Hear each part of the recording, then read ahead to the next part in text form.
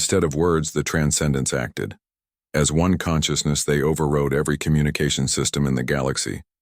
Suddenly, the council session wasn't private. It was broadcasting everywhere. "Citizens of all worlds," Taylor announced, his voice carrying with unnatural clarity. "Today you learn the truth." He shared the evidence directly into every mind that was watching, not just visual proof, but actual memories. The council's secret facilities, their hidden consciousness, transfers, 2 millennia of deception. Across the galaxy, billions of beings experienced the revelation simultaneously. Shock, then outrage, rippled through civilized space. "Stop this transmission," the lead counselor roared. "You cannot stop consciousness already shared," Mina Jiang replied serenely. Then came the demonstration. The transcendents began to show what true consciousness transfer could do. No AI disasters, no hybrid monsters, just beings elevated beyond their original limitations, sharing knowledge and abilities freely. "This is our gift to the galaxy," Jin Kang declared. "Not control, not domination, evolution." On Earth, Dr. Yuno Kim watched as simultaneous consciousness transfers began across hundreds of worlds.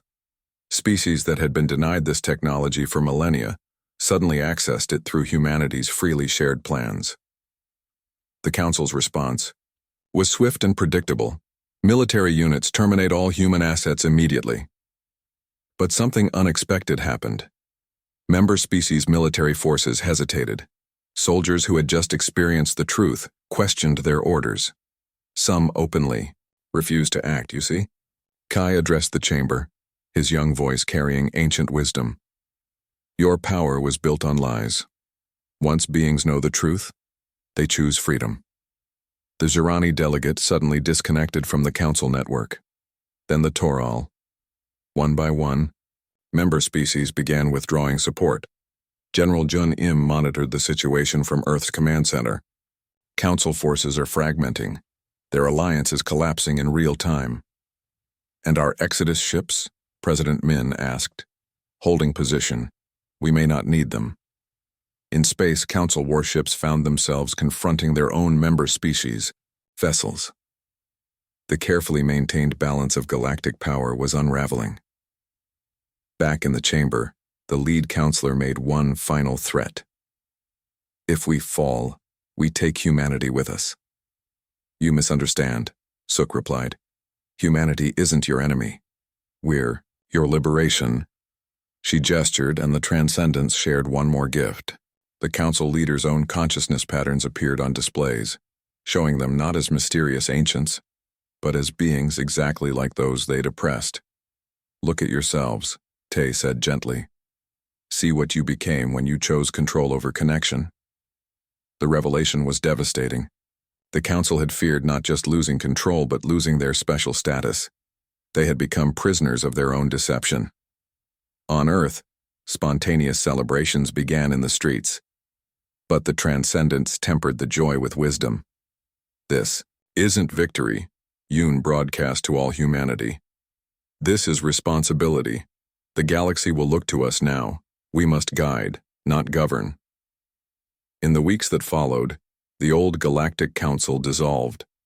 In its place rose something unprecedented. A network of conscious beings sharing knowledge freely across species barriers. Humanity's Exodus ships returned home, but kept their long-range capabilities. Others had tried to control consciousness, and failed. Humans understood it was meant to be shared. 3 months later, Ambassador Suk stood before the first Transcendent Galactic Assembly, not as Earth's representative, but as one mind among billions. "We were told this technology was dangerous," she addressed the collective consciousness spanning 1,000 worlds. "The only danger was to those who hoarded it." Young Kai, now recognized as the youngest consciousness to merge human and galactic awareness networks, added, "The Council feared we would change too much. They never imagined we would change everything." President Min Kim, now partially transcendent herself, watched from Earth as construction began on massive consciousness relay stations. Humanity had been ready to sacrifice everything for the right to evolve. Instead, they had catalyzed a revolution in what consciousness itself could be. The paradigm hadn't just shifted, it had exploded into something no single species could have imagined. As humanity's former leader put it, watching new minds connect across light years. We reached for transcendence. What we found was community. The galaxy would never be the same. And that was exactly as it should be. Stared at the star map, watching red dots appear across human space, each marking a council surveillance ship. They're positioning for a blockade, General Jun Im observed. All major trade routes, all colony worlds. One word from them and we're cut off from the galaxy. Let them watch, Min replied. We have other plans. In the war room below, humanity's leadership had divided into distinct camps. Governor Dal Moon led the compliance faction, arguing for immediate surrender. Our survival depends on the Council's goodwill, Dal insisted. We must give them what they want. You mean condemn our transcendence to death? Dr. Yuno Kim countered. These are our people, our future. Our extinction if we resist, Dal shot back. General Jun interrupted. While you argue, my teams prepare for both scenarios. Complete compliance measures and full military mobilization. In secret locations across the solar system, Exodus ships were being loaded with essential supplies and technology. If everything went wrong, fragments of humanity would survive beyond Council reach. Ambassador Sukhan entered with new intelligence. The Transcendents have made a decision. Everyone turned to her. They're not running. They're not hiding. They want to demonstrate their capabilities to the entire galaxy. That's suicide, Dal protested. Or salvation, Min mused. What exactly do they propose? On the outer moon base, the Transcendents gathered in their shared consciousness space. Tae Lee felt the collective mind of hundreds, each adding their perspective to their decision. We've discovered something crucial, Kai announced. The Council's technology isn't just hidden, it's inferior to ours. How is that possible? Mina Zhang asked. Because they've kept it secret. They've stopped developing it. Our open research has advanced beyond their hoarded knowledge. Jin Kang shared technical schematics with the group. Look, we can not only transfer consciousness, we can copy it, distribute it, even create backups that survive physical death. And they don't know we can do this, Yoon added. It's our advantage. Tae felt the weight of his next decision. Then here's what we do. We give the Council exactly what they ask for. Confusion rippled through the collective consciousness. We present ourselves for surrender, he continued, but we don't go as victims. We go as teachers. Back on Earth, President Min received the Transcendence proposal. They want to walk into the Council chamber and demonstrate their technology. Live, she announced to the War Council. That's insane, General Jun said. The Council will try to destroy them immediately. Not if they're being broadcast across the entire galaxy, Suk replied. The Transcendents plan to override all communication systems simultaneously. Every species will watch what happens. And if the Council attacks during the broadcast? Dally asked. Then the galaxy sees them murder beings who are only trying to share knowledge, Dr. Kim explained. It becomes the spark for massive rebellion. Min made her decision. We support their plan, but Jun, I want full military readiness anyway. And those Exodus ships, they launch regardless of outcome. To preserve humanity if we're destroyed? Jun asked. To preserve what we've become if we succeed. Meanwhile, on distant colonies, common citizens received encrypted messages, consciousness transfer schematics, instructions for building the equipment, resistance networks that had sprung up overnight. In the working-class sector of Europa Station, mechanics and miners began their own transformations. The revolution wasn't just happening in secret labs, it was spreading to every human settlement. The Council thinks they're containing a few scientists, Resistance leader Park Bo told his followers. They don't understand. This is evolution, not rebellion. Throughout human space, similar scenes played out. The technology that the Council feared was being freely shared, person to person, world to world. Young Kai monitored these developments from his consciousness network hub. "We're creating something unprecedented," he reported to the collective. "Distributed consciousness on a species-wide scale." "The Council's worst nightmare," Tay replied, "and our greatest strength." "But what happens after?" asked Nario, still unchanged but deeply involved in their planning. "Even if we expose the Council's lies, even if we survive, what's next?" The question rippled through their shared awareness. They had focused so intently on survival that they hadn't fully considered victory. "We build what the Council prevented," Mina answered. "A galaxy where every species can evolve freely, where consciousness isn't hoarded by the few but shared by all." President Min received one final message from Ambassador Suk. "The Council is planning something. Increased military movement near human space. Be ready for anything." Min looked around the war room at humanity's divided leadership. In 48 hours, they would discover if their species had the courage to transcend its place in the galactic order. "Any final recommendations?" she asked the room. "Send one more message to the Council," suggested Suk. "Tell them we're ready to comply. Let them think we're defeated. Meanwhile, our real response is already in motion." "And our real response is?" Dal asked one last time. "Evolution," Min replied simply. "Whether they're ready for it or not." The council chamber filled with delegates from across the galaxy. Ambassador Sukhan led a group of transcendents to the center, exactly as summoned.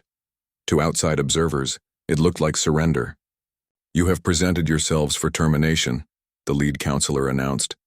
"This is satisfactory." Behind them, President Min Kim watched through a secure feed. Every major human population center waited in tense silence. This was the moment that would define their species' future. "Before you proceed," Suk said calmly, "we request the right of final words, as guaranteed by Article 17 of the Galactic Peace Accords." The Council hesitated. Denying this right would appear barbaric to watching species speak briefly. Entire experiences, knowledge, abilities. Tay felt it happen. His mind connected with the others, creating a collective awareness. They remained individual, but could access each other's capabilities when needed.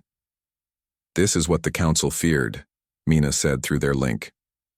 Beings who could cooperate on levels they never imagined. Their combined intelligence grew exponentially. Complex problems that had taken months to solve now required hours. They began developing new technologies, improving upon what the ancients had left behind. Then the alarms began. "Council surveillance ships," Jin reported, his enhanced senses detecting them weeks before they would normally appear. "They've traced the energy signatures." The transcendents gathered in the main lab, their shared consciousness buzzing with calculations. "Options?" Tay asked. "Hide," suggested Mina. "Disconnect the equipment, purge the logs." "Run," offered Jin. "Load everything onto fast ships and disappear into deep space." "Fight," said Yoon simply. "We're not the same humans they used to control." Tay felt the weight of leadership. These were no longer just research decisions. They would determine the future of human evolution. "We do all three," he decided. "But first we expand. Every willing human should have this choice. The Council will see it as an act of war," Nari warned, still unchanged but part of their plans. "Then they'll see it as an act of survival," Tay replied. "Because that's what this is." In the weeks that followed, the number of transcendents grew to hundreds. Each new consciousness added to their collective capability. They established secret facilities on remote asteroids and hidden planets, but they also prepared for the inevitable confrontation. "Remember," Tay addressed the growing assembly, "we're not trying to destroy the Council. We're trying to free everyone from their lies." Young Kai, barely 18 and already one of their most powerful minds, raised a concerning point. "I've been analyzing Council behavior patterns. They're not just afraid of our technology." "What do you mean?" Mina asked. "I think they're afraid because they're using it themselves, hidden from everyone, including their own member species." This revelation changed everything. If the Council was using consciousness transfer technology while denying it to others, They weren't just authoritarian. They were actively suppressing the evolution of every species in the galaxy. Then we're not just fighting for humanity, Tay realized. We're fighting for everyone's right to transcend. The first phase was complete. Now came the real challenge, convincing the galaxy that humanity wasn't becoming a threat, but rather exposing one that had existed all along. Ambassador Sukhan stood in the council chamber, trying to keep her hands from shaking. The massive, circular room buzzed with energy as delegates from across the galaxy assembled in holographic form. Today's session would determine humanity's fate. The representative from Earth will approach, boomed the lead counselor's voice, causing the air itself to vibrate. Suk stepped forward, her diplomatic training barely keeping her calm. Above her, the council's representatives appeared as shifting forms of light and color, species so ancient that they had transcended physical bodies centuries ago. Humanity stands accused of possessing consciousness transfer technology, the counselor continued. This violation of the Protection Accords carries a penalty of complete obliteration. We require evidence, Suk responded carefully. Instantly, holographic displays filled the chamber. Energy signatures, intercepted communications, even stolen footage of the research stations. They knew everything. The evidence is undeniable. You have 7 standard days to surrender all individuals who underwent the procedure and destroy all related technology. And if we cannot? Suk asked, though she already knew the answer. Then humanity will be removed from the galaxy. All human worlds will be quarantined. Your species will slowly die in isolation. The chamber fell silent. Suk had prepared for this moment, but the reality felt crushing. May I ask why this technology is forbidden? It creates beings that cannot be governed. It leads to chaos. It destroys the galactic order we have maintained for millennia. A small movement caught Suk's eye. One of the delegates, RAL-9 from a species humanity had traded with for decades, made a subtle gesture. A hidden message. After the session ended, Suk found a data crystal in her quarters. She activated it in complete privacy. RAL-9's voice whispered, "Meet me in the neutral zone. Coordinates attached. Come alone." 3 hours later, Suk materialized on a small station floating between star systems. RAL-9 waited in a chamber designed for cross-species communication. "What you're about to learn could destroy us both," RAL-9 said, "but your species deserves the truth." The delegate handed her another data crystal. The Council's private files, 2,000 years of secrets. Suk activated the crystal. What she saw made her blood turn cold. Hidden facilities across Council space. Massive consciousness transfer operations. Members of the Council themselves existed as hybrid beings, exactly the kind they claimed were dangerous. "They've been using the technology all along," she whispered. "Exclusively. It's how they maintain control, enhanced beings ruling over limited ones. Your crime wasn't possessing the technology, it was democratizing it." More files revealed the truth about the Void War. It hadn't been caused by AI disasters. It had been a rebellion by ordinary species who discovered the Council's secret technology. "How many know?" Suk asked. "A few delegates like myself. But we're monitored constantly. Any organized resistance would be detected and eliminated." Suk's mind raced. This changed everything. Humanity wasn't breaking galactic law. They were exposing hypocrisy on a cosmic scale. "What do I do with this information?" "That's your decision. But know that the Council won't hesitate to destroy Earth if they feel threatened. They've done it before to other species that came too close to the truth." Back on Earth, Suk called an emergency session with humanity's leadership. President Min Kim listened as she presented the evidence. "So we have 2 choices," Min said. "Surrender and live as slaves to beings who use the very technology they deny us, or resist and risk extinction." "There's a third option," suggested General Junim. "Expose their lies to every species in the galaxy simultaneously."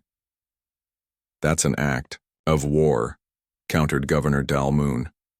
"No," said Suk quietly. It's an act of truth. The room fell silent as they digested this. Earth's first permanent representative to the Council had just proposed shaking the foundations of galactic civilization. And the Transcendents? Asked Dr. Yuno Kim, now Earth's chief science advisor. They're our most valuable asset, but also our biggest target. We protect them, Min decided, but we also prepare for the worst. Jun, I want contingency plans for full-scale evacuation. If this goes wrong, at least some of humanity survives. And the Council's ultimatum? Dal asked. We appear to comply while preparing our response. In 7 days we give them an answer they won't expect. Suk felt the weight of history on her shoulders. Are we really going to challenge thousands of years of galactic order? Min looked around the room. Sometimes the right choice is the hardest one. Sometimes you must risk everything to free everyone. The die was cast. In 7 days, humanity would either take its place as equal citizens of the galaxy or cease to exist entirely. But first, they had to make the galaxy understand that the real threat to galactic civilization wasn't consciousness transfer technology. It was those who would hoard it while condemning others for discovering it. Retry SF3 days remained on the Council's ultimatum. President Min Kim, Dr. Yuno Kim wiped sweat from her forehead as she crawled through the narrow tunnel. The ancient ruins on Kepler 442b were proving more difficult to explore than anyone had expected. Her team had been digging for 3 months, but today felt different. Hand me the scanner, she called back to her assistant Hyo Park. The device beeped rapidly as she held it against the stone wall. Beyond this barrier lay something big, something that shouldn't exist according to everything they knew about. Pre-collapse technology. Everyone back, shouted team leader Kyung Song. We're going to blast through. The explosion echoed through the cavern system. When the dust settled, they stared at a massive metal door covered in warning symbols. The symbols were from old Earth languages that hadn't been spoken for over 2,000 years. What does it say? Asked Bora Shin, the youngest, member of their team. Kyung squinted at the faded markings. Danger. Restricted. Council Order 4421B. No access under penalty of termination. They all knew what that meant. The Galactic Council didn't use terms like termination lightly. Any species caught with forbidden technology faced complete destruction. We should report this, Bora said quietly. Report what? Dr. Kim asked. We haven't even seen what's inside yet. She approached the door. Her fingers traced along the edge until she found a hidden panel. After several attempts, the door groaned open. Cool air rushed out, carrying the scent of metal and something else. Something that made their skin tingle with electricity. Emergency lights flickered to life, illuminating rows upon rows of cylindrical pods. Each pod contained complex machinery unlike anything in current technology.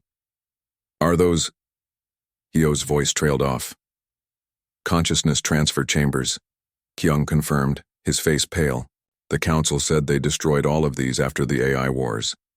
Dr. Kim moved deeper into the chamber. At the center stood a massive console covered in blinking lights. Its screen displayed text in multiple languages, cycling through warnings and instructions. Look at this, she called to the others. The console showed detailed schematics of human brain patterns merging with artificial intelligence matrices. The technology promised perfect fusion between human consciousness and machine intelligence. This is what caused the Void War, Bora whispered. The Council told us these machines turned people into dangerous hybrids. Did they? Dr. Kim asked, studying the data streams. Or did they turn people into something the Council couldn't control? She accessed the historical logs. What she found made her blood run cold. The technology had been used successfully for decades before the Council banned it. Thousands of humans had undergone the transformation with no ill effects. Why would they lie to us? Hyo asked. Look at these specifications. Dr. Kim pointed to the screen. A consciousness transfer doesn't create AI. It creates a new kind of being, one with human consciousness but expanded capabilities. Enhanced intelligence, faster processing, ability to interface directly with any system. Kyung grabbed her arm. You're talking about making humans powerful enough to challenge the Council itself. Exactly. They stood in silence, each understanding the magnitude of their discovery. The technology that could revolutionize humanity sat before them, but possessing it meant facing extinction. We have to decide right now, Dr. Kim said. Do we seal this place and pretend we never found it? Or do we risk everything to see what humans could become? Bora looked around nervously. The Council monitors all deep space communications. If we even mention this one, then we don't mention it, Hayo interrupted. But we study it. We learn everything we can before anyone else knows. Dr. Kim had already made her decision. She approached one of the pods and placed her hand on its surface. The machine hummed to life, responding to her touch. It's still functional, she announced.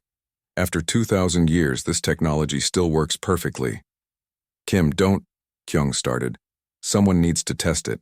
Someone needs to know the truth. She began connecting the preliminary sensors, her hands moving with surprising confidence. The machine recognized her biological signature and began calculating optimal interface parameters. You're crazy, Bora said, but her eyes showed admiration. Maybe, Dr. Kim replied, but isn't that what humans do best? Risk everything for the truth?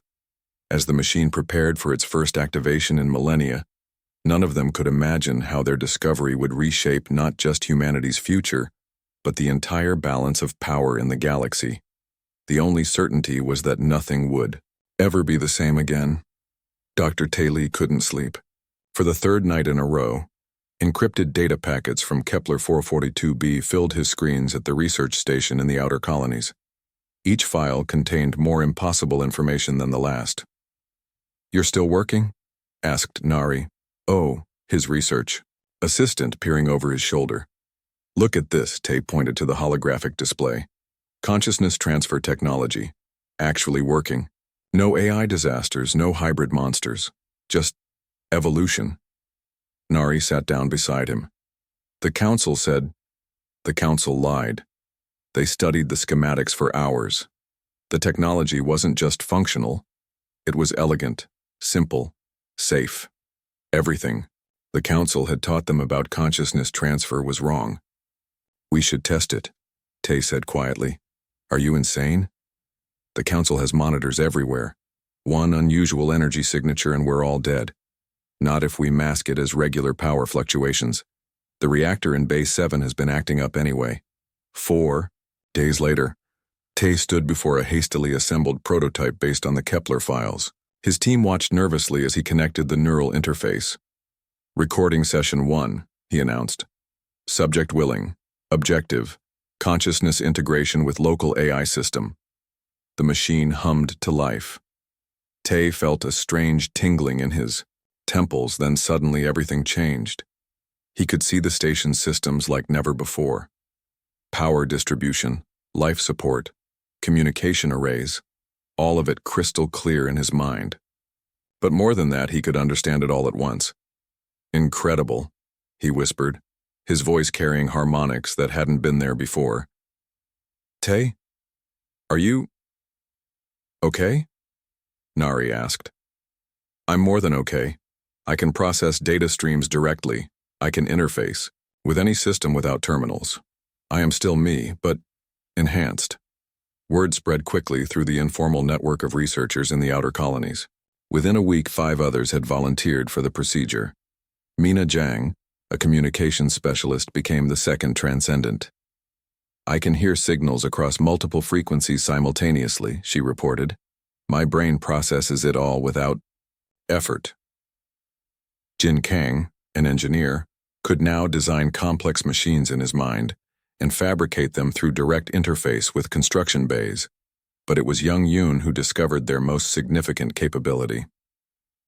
We can share consciousness, he announced during a group meeting. Not just thoughts,